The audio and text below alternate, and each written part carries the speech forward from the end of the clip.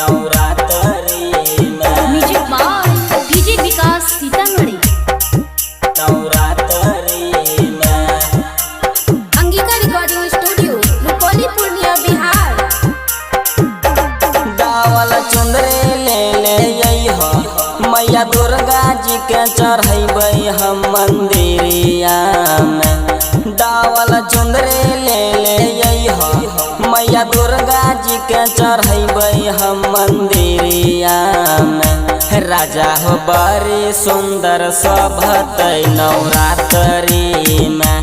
राजा हो बड़ी सुंदर शोभतै नवरात्रि में।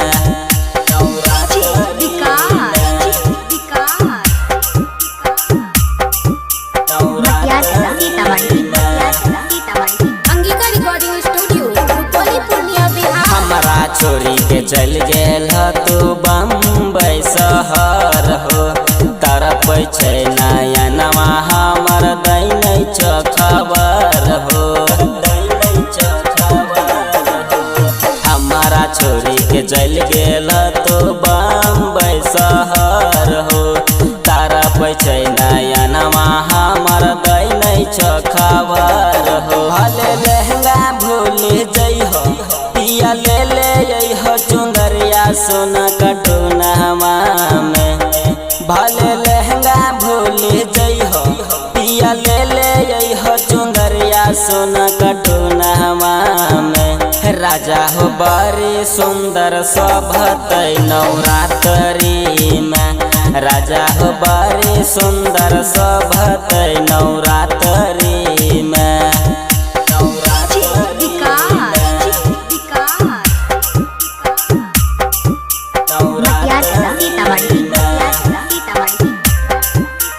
हे हो राजा जी रोजे रोजे खाली कमे करे छ नहीं छ तानी गो ध्यान हो। केना के जइबै मैया दुआरिया दोहन तानी ध्यान हो। रोजे रोजे खाली कमे करे छ नहीं छ तानी गो ध्यान हो। केना के जइबै मैया दुआरिया दोहन तानी ध्यान हो। सुन दुर्गा माई के पूजा करैल जइबै हमहू तोहरा संगवा में। सुन दुर्गा माई के पूजा करैल जइबै हमहू तोहरा संगवा में। राजा हो बड़ी सुंदर शोभतै नवरात्रि में। राजा हो बड़ी सुंदर शोभतै नवरात्रि में। Angika recording studio Rupauli Purnia Bihar.